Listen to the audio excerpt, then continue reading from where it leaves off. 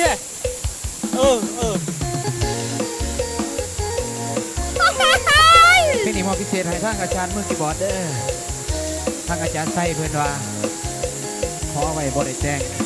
เงินบ่พอ นักบรรยายน่าจะไปมือถูกแพ้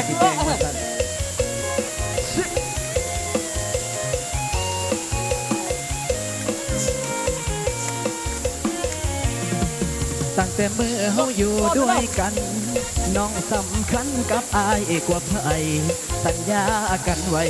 พร้อมเมื่อใดเฮาสิจัดงานแต่งอายหากเจ้าหากแข็งแพงลายอายยอมตายแทนได้เดล่ะบ่เชื่อเลยว่าเฮาสิมาห่างกันก่อนแต่งบอกได้บ่เหตุผลของเจ้าหากสองเฮามันยังขาดบ่อนใด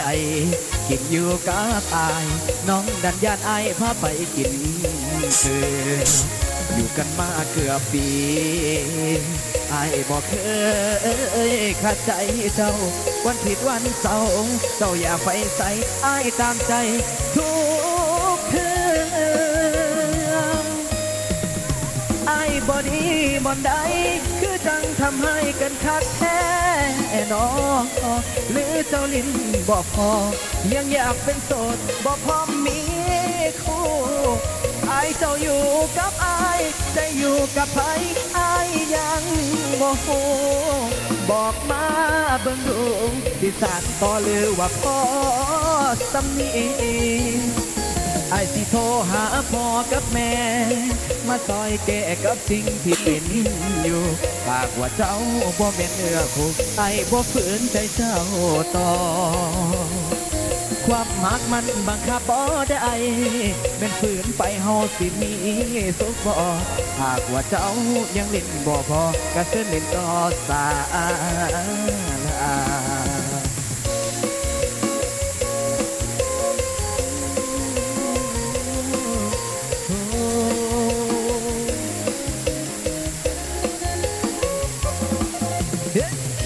เอาจวดอาจารย์ห่างก่อนแต่งเพิ่นว่ายังบ่ทันได้แต่งเลิกกันก่อนล่ะอยู่กันมาเกือบปีอายบอกเคยขาดใจเจ้าวันผิดวันเศร้าเจ้าอย่าไปใส่อายตามใจทุกเรื่องอายบ่ดีบ่ใดคือจังทำให้กันคักแท้นอหรือเจ้าลิ้นบ่พอยังอยากเป็นโสดบ่พร้อมมีคู่กายเจ้าอยู่กับอายใจอยู่กับไผอายยังบ่ฮู้บอกมา